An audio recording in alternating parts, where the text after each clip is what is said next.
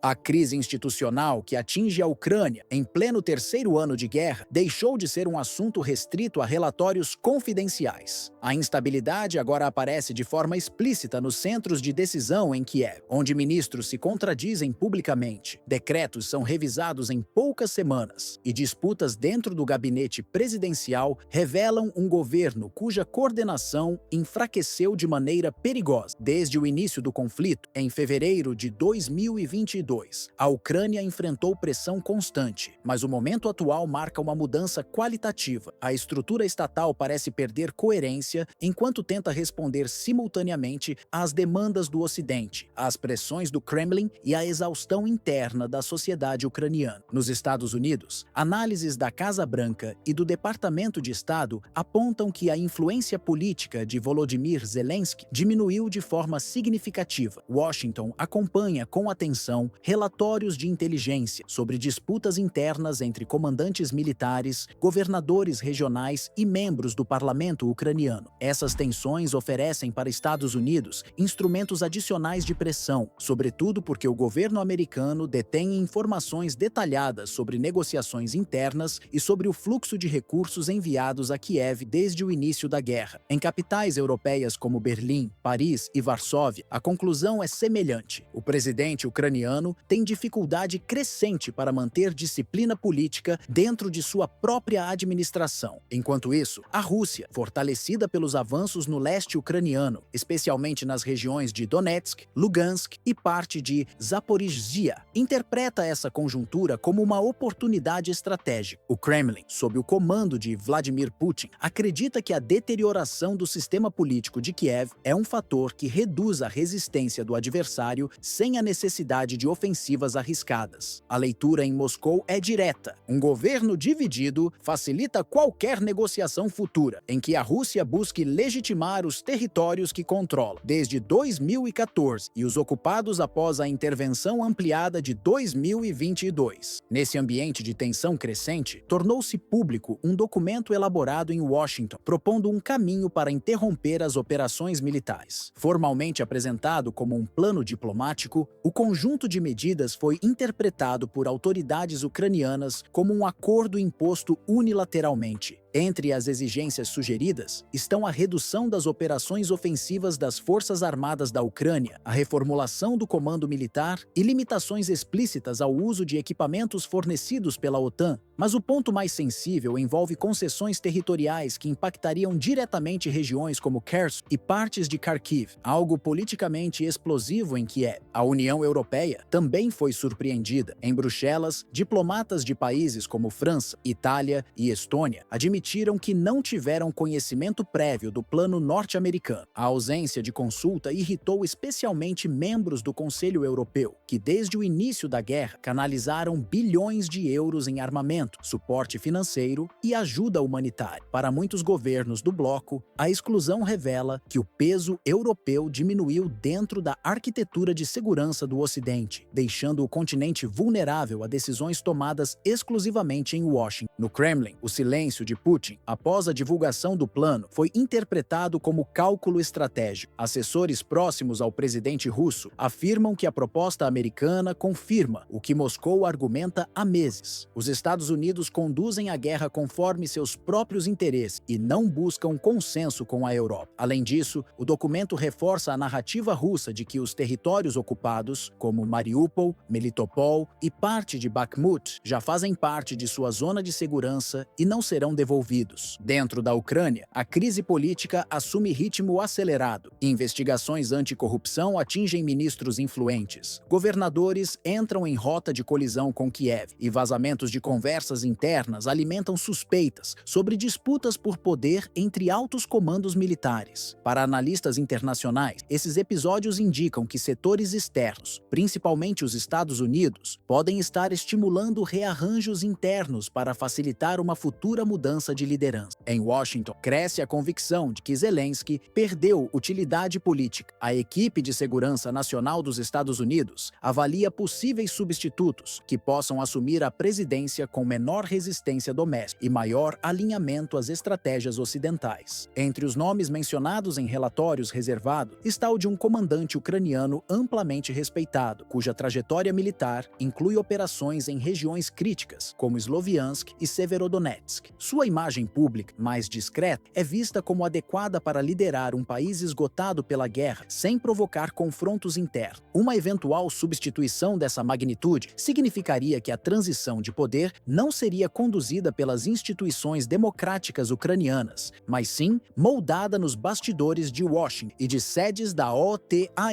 em Bruxelas. Essa tese, antes considerada conspiratória, passou a ser debatida com naturalidade por diplomatas europeus que reconhecem, em privado, que o ciclo político de Zelensky está próximo do fim. Para o atual presidente, o dilema é angustiante. Romper com Washington seria politicamente suicida, pois deixaria a Ucrânia sem seu principal fornecedor de armas, inteligência e financiamento. Entretanto, aceitar integralmente as condições impostas pelos Estados Unidos significaria admitir que a soberania do país foi, na máquina da prática, transferida para potências estrangeiras. Assim, qualquer escolha parece conduzir ao mesmo destino: perda de apoio interno e isolamento internacional. A Rússia observa tudo com prudência estratégica. Cada crise dentro da OTAN, cada divergência entre Washington e Bruxelas e cada disputa interna em Kiev reforçam a posição russa na mesa de negociação. Moscou aposta que a transição política na Ucrânia ocorrerá naturalmente, sem necessidade de ofensivas militares arriscadas. Na Europa, cresce o temor de que o plano americano sirva como precedente para que decisões cruciais sobre segurança continental sejam tomadas sem consultar os principais afetados. A exclusão da União Europeia é vista como aviso de que o continente perdeu capacidade de decisão, justamente no momento em que enfrenta a maior guerra em seu território desde 1945. Enquanto isso, o cotidiano da população ucraniana se deteriora. Apagões nas regiões de Dnipro e Odessa, colapso de indústrias locais, aumento da inflação e queda de apoio popular refletem uma sociedade esgotada. Em meio a esse cenário, potências estrangeiras definem o futuro do país, enquanto a liderança em Kiev luta para sobreviver politicamente. Nos bastidores da diplomacia internacional, a avaliação é praticamente unânime. O processo de sucessão política na Ucrânia já está em curso, ainda que nenhuma autoridade tenha coragem de admitir isso publicamente. Em reuniões reservadas em Washington, Bruxelas, Varsóvia e Berlim, diplomatas descrevem um quadro em que a permanência de Volodymyr Zelensky se tornou insustentável diante do acúmulo de crises internas, do desgaste perante a opinião pública e da crescente impaciência dos aliados que sustentam militar e financeiramente o país desde o início da invasão russa em 2022. Analistas de segurança europeus observam que a queda de influência de Zelensky não surgiu de forma repentina. Ela é resultado de um ciclo longo de atritos com o alto comando militar, falhas na administração econômica, escândalos de corrupção que atingiram ministros e governadores regionais e divergências cada vez mais evidentes com autoridades norte-americanas. Somado a isso, o campo de batalha mudou de forma decisiva. As forças russas consolidaram posições no leste e no sul,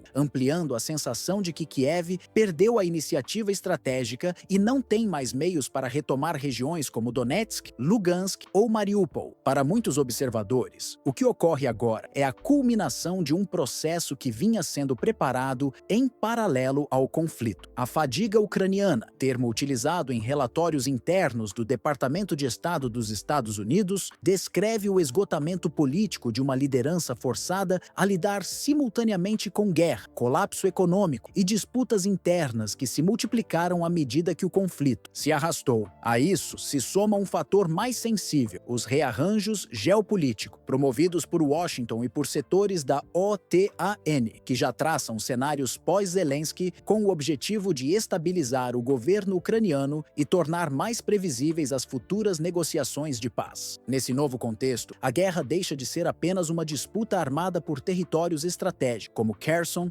Zaporizhia ou partes de Kharkiv. O que está em jogo agora é o comando político de um estado fragilizado, cuja sobrevivência depende de decisões tomadas muito além de Kiev. A transição de poder se tornou tão relevante quanto os combates no campo de batalha, pois dela depende não só a continuidade da ajuda ocidental, mas também a forma como a Ucrânia será reposicionada no cenário europeu após o conflito. Volodymyr Zelensky, que no início da invasão se transformou na principal figura da resistência ucraniana e no símbolo da causa defendida por Washington, hoje é tratado de maneira mais cautelosa. Em relatórios confidenciais circulados entre membros da OTAN, ele aparece descrito como liderança de transição, expressão que, embora diplomática, evidencia que seu papel está sendo reavaliado. Capitalizando ou não seu prestígio inicial, há uma percepção crescente de que sua presença se tornou um obstáculo para rearranjo considerados essenciais pelos aliados, como reformas administrativas amplas e mudanças profundas na condução militar da guerra. Assim, o conflito no leste europeu entra numa fase em que armas e diplomacia se misturam com disputas silenciosas por comando político. A figura de Zelensky, antes celebrada globalmente, agora se encontra no centro de um tabuleiro em que ele deixou de ter total controle. Sua posição, que já foi vista como indispensável, tornou-se vulnerável diante da lógica implacável das potências que determinam o ritmo da guerra e o desenho do pós-guerra. No panorama atual, cresce a percepção de que sua substituição é questão de conveniência e não de legitimidade. Para muitos governos envolvidos na crise, a troca de liderança em Kiev é vista como etapa inevitável para permitir que uma nova figura aceite compromissos considerados indispensáveis para encerrar o conflito ou, ao menos, congelá-lo. E é nesse ambiente volátil que Zelensky deixa de ser protagonista e se transforma, lentamente, em peça descartável de um jogo muito maior do que suas próprias ambições políticas.